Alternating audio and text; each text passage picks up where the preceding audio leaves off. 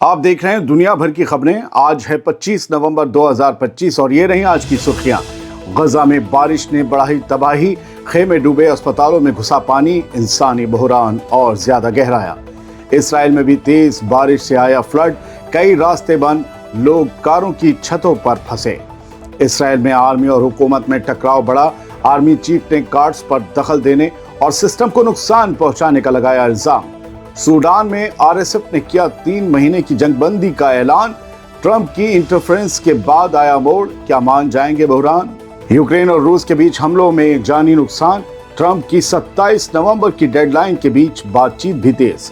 سعودی عرب نے دیا بیان، ایتھوپیا کے جوالا مکھی کی راکھ سے مملکت کو ابھی کوئی ڈائریکٹ خطرہ نہیں۔ اسلام آباد میں ایران کا بیان، پاکستان ریجنل سیکیورٹی میں اہم تعاون بڑھانے کی ضرورت۔ یمن کی حوثیز کا سخت ری ایکشن، حزب اللہ کمانڈر کی ٹارگٹ کلنگ کو اسرائیل کی ناکامی بتایا۔ اور ایران میں 2 خواتین سے زیادتی کے مجرم کو سرے عام دی گئی پھانسی، سپریم کورٹ نے سزا کی تصدیق کی۔ یہ تھیں کچھ ہیڈ لائنز، ان کے علاوہ بھی ہیں کئی اہم خبریں۔ آزاد بول انڈیا میں آپ کا خیر مقدم ہے، میں ہوں عادل خان آزاد اور یہ ہے اسپیشل پرائم ٹائم شو دنیا بھر کی خبریں۔ شروع کرتے ہیں تفصیل سے خبروں کا یہ سلسلہ۔ غزہ میں بارش قہر بن کر برس رہی ہے۔ غزہ پہلے ہی تباہی اور ہیومن کرائسس کا شکار ہے، مگر شدید بارش اور تیز ہواؤں نے حالات مزید بدتر بنا دیے ہیں۔ بارش کا پانی بے گھر خاندانوں کے خیموں میں داخل ہو گیا ہے اور کئی اسپتالوں کے وارڈز اور کوریڈور میں سیلابی صورتحال پیدا ہو گئے ہیں۔ المایدین اخبار کے مطابق درجنوں خیمے جن میں بے گھر فلسطینی رہ رہے تھے، بارش کے پانی میں ڈوب گئے۔ متاثرہ خاندانوں کو راتوں رات خیموں سے نکل کر محفوظ مقامات کی تلاش میں مجبوراً ہجرت کرنی پڑی۔ رپورٹس کے مطابق خیمے موسم کا مقابلہ کرنے کے قابل ہی نہیں ہیں، جس سے ایک اور انسانی تباہی کا خطرہ بڑھ گیا ہے۔ ہیلتھ سینٹرز بھی بارش سے بری طرح متاثر ہوئے ہیں۔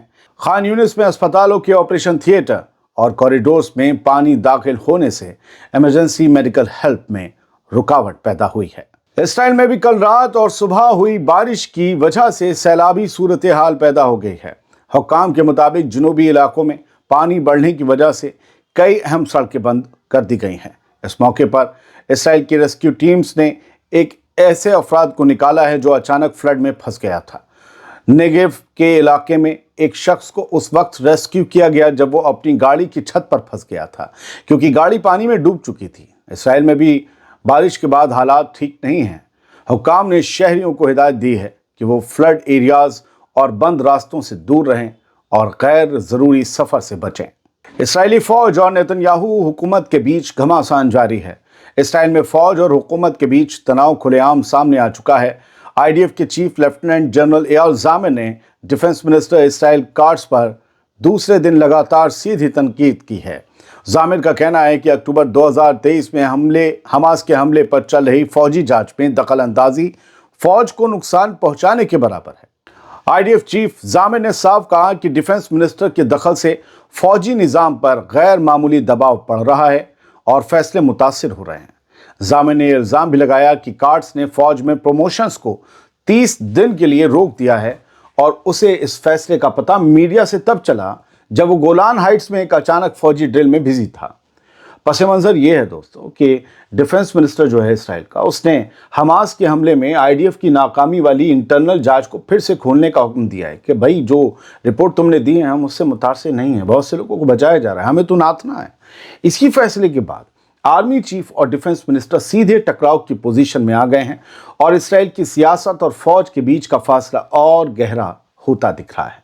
اصل میں ہر کوئی 7 اکتوبر کی ناکامی کا ٹھیکرا ایک دوسرے کے ماتھے پر پھوڑنا چاہتا ہے۔ اسرائیل کی سیکیورٹی اور فوجی ایجنسیوں نے اعلان کیا ہے کہ ان کی فورسز نے اس فلسطینی شخص کو ہلاک کر دیا ہے جس پر یہ الزام تھا کہ اس نے پچھلے سال 2024 میں ویسٹ بینک میں حملہ کیا تھا۔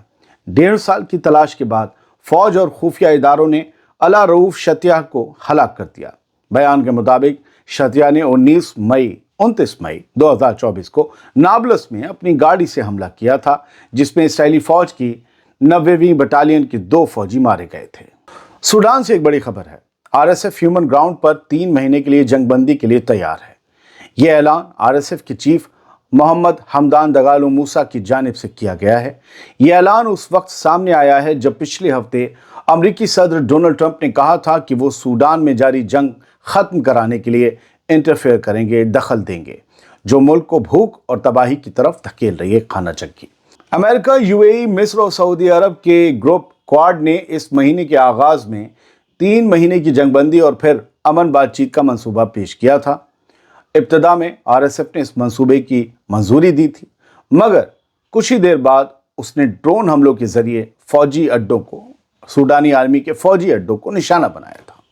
याद रहे दोस्तों कि सूडानी फौज के चीफ जनरल जो हैं अब्दुल फताह अल बुरहान ने क्वाड के इस मंसूबे को नकार दिया है। सिर्फ आरएसएफ राजी है। इससे ऐसा नहीं पता चलता कि सीजफायर हो जाएगा, क्योंकि एक पार्टी तो राजी है ही नहीं। एमनेस्टी इंटरनेशनल ने इल्जाम लगाया है कि सूडान में आरएसएफ दारफुर सूबे के शहर अल-फाशर में वॉर क्राइम को अंजाम दे रही है। ये दावा आज जारी की गई एक नई रिपोर्ट में सामने आया है। एमनेस्टी इंटरनेशनल के मुताबिक उन्होंने 28 मुतासिरा लोगों के बयानों को इकट्ठा किया है, जिनमें संगीन जुल्म का तस्करा है।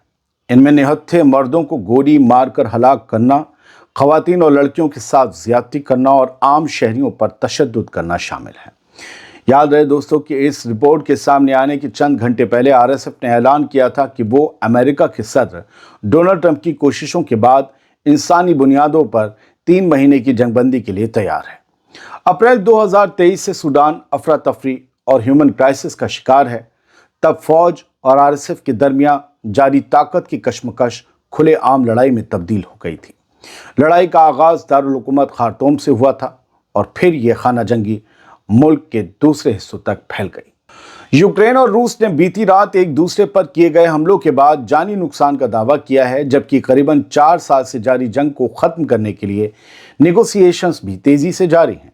ये सब उस वक्त हो रहा है जब अमेरिकी सदर डोनाल्ड ट्रंप ने यूक्रेन को 27 नवंबर तक एक अमन मंसूबे पर जवाब देने की आखिरी मोहलत दी है।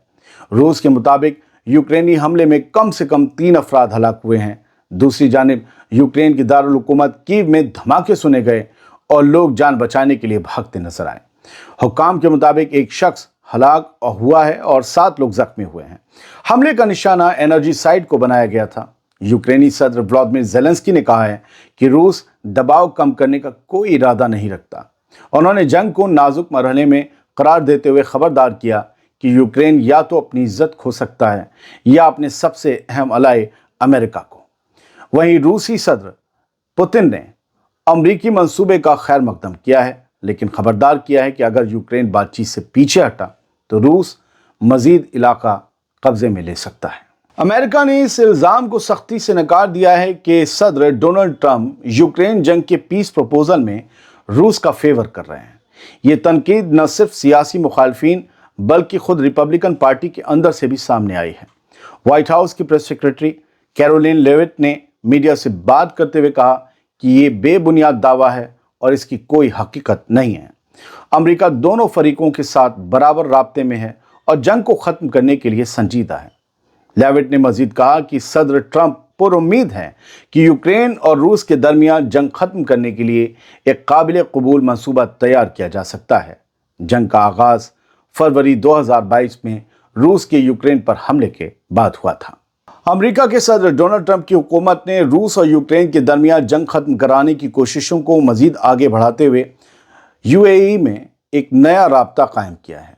एक अमरीकी ऑफिसर के मुताबिक अमरीकी आर्मी के सेक्रेटरी डैन डर्सकॉल ने रूसी हुक्काम से मुलाकात की और बातचीत को आगे बढ़ाया। ये मुलाकात ऐसे वक्त में हुई जब अमेरिका और यूक्रेन के हुक्काम अमेरिका के 28 पॉइंट वाले अमन मंसूबे में तब्दीलियों पर इत्तेफाक कर चुके हैं, क्योंकि इब्तदाई ड्राफ्ट में कई यूरोपीय ममालिक और यूक्रेन ने अमेरिका पर रूस की तरफदारी का इल्ज़ाम लगाया था।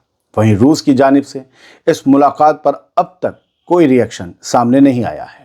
सऊदी अरब का कहना है कि इथियोपिया के हेलगोबी आतिशफिशां से यानी ज्वालामुखी से उठने वाली राख अब तक ममलिकत की फिजाओं पर बराह रास्त असरअंदाज नहीं हुई है, लेकिन हालात पर हमारी गहरी नज़र है। सऊदी महकमा मौसमियात के नेशनल सेंटर फॉर मेट्रोलॉजी के तर्जुमान हुसैन अल कहतानी ने अल अरेबिया से गुफ्तगू में कहा कि ताज़ा तरीन मौसमी तस्वीरें और तर्जियाती रिपोर्ट से साबित होता है कि हेली गोबी ज्वालामुखी से उठने वाली राख का सऊदी एयर स्पेस पर कोई डायरेक्ट असर नहीं पड़ा। हेली गोबी ज्वालामुखी जो तवील अरसे से खामोश था, 12,000 साल से लगभग खामोश था, वो संडे को अचानक फट पड़ा, जिससे गहरा धुआं और लावा आसमान की तरफ बुलंद हुआ। तेज हवाओं ने इस वॉल्केनो की राख को यमन और ओमान के वसी हिस्सों तक पहुंचा दिया। अंदाजे के मुताबिक इसका रुख आगे चलकर भारत की तरफ भी गया था या हो सकता है। सल्फर डाइऑक्साइड के बड़े पैमाने पर खारिज होने और राख के फैलने की वजह से 24 नवंबर को कई जहाज़ों को मोड़ना या कैंसिल करना पड़ा था। ईरान की सुप्रीम नेशनल सिक्योरिटी काउंसिल के सेक्रेटरी अली लारिजानी ने इस्लामाबाद पहुंचने के बाद कहा कि पाकिस्तान रीजन की सिक्योरिटी में एक अहम हैसियत रखता है। मीडिया से गुफ्तगू में लारिजानी ने कहा कि ईरान और पाकिस्तान के दरमियान तारीखी, कल्चरल और भाईचारे का रिश्ता मौजूद है और कई सेक्टर में कॉपरेशन को बढ़ाना वक्त की ज़रूरत है। उन्होंने कहा कि दोनों ममालिक एक तवील सरहद भी शेयर करते हैं, इसीलिए दोनों मुल्कों का रिश्ता और अहम हो जाता है। हिजबुल्लाह के चीफ कमांडर हाशिम तबताबाई के कत्ल पर यमन का रिएक्शन सामने आया है। यमन की अंसरुल्लाह हुकूमत की फॉरेन मिनिस्ट्री ने कहा है कि उन्होंने लेबनान की डिफेंस और रेजिस्टेंस को मजबूत करने में एक अहम किरदार अदा किया है।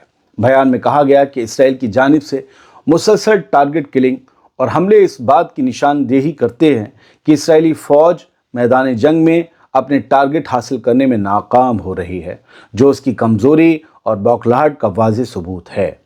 यमन ने बाज़ अरब और इस्लामी ममालिक की इसराइल के साथ मबैना मिलीभगत पर अफसोस का इजहार किया और आलमी बरादरी की खामोशी को भी सख्त तनकीद का निशाना बनाया। हूथी हुकूमत की वज़ारत ख़ारजा ने वाज़ेह किया कि यमन लेबनान के आवाम के साथ खड़ा है और रेजिस्टेंस पावर की पूरी हिमायत जारी रखेगा। ईरान में एक शख्स को सरेआम फांसी दे दी गई। अदालत ने इस शख्स को सूबा समनान में दो औरतों के साथ ज्यादती के जुर्म में सजा सुनाई थी। ईरानी अदालत के सरकारी मीडिया प्लेटफॉर्म मीज़ान ऑनलाइन के मुताबिक फांसी का हुक्म सुप्रीम कोर्ट की कंफर्मेशन के बाद शहर बस्ताम में नाफिज किया गया। सुप्रीम कोर्ट ने इस केस का बारीकी से जायजा लिया और फैसले के बाद सजा पर अमल दरामद किया गया। हुक्काम का कहना है कि मुजरिम ने दोनों ख्वातीन को धोखे से फंसाया और उन्हें ज़बरदस्ती और दबाव के लिए ज़्यादती का निशाना बनाया। बयान में यह भी कहा गया कि इस शख्स ने मुतासिरा ख्वातीन को बदनामी के खौफ से खामोश रहने पर मजबूर करने की भी कोशिश की। फिलहाल इन्हीं खबरों के साथ दुनिया भर की खबरें प्रोग्राम में बस इतना ही। उम्मीद करता हूँ प्रोग्राम आपको पसंद आया होगा। सलामत रहिए, खुश रहिए।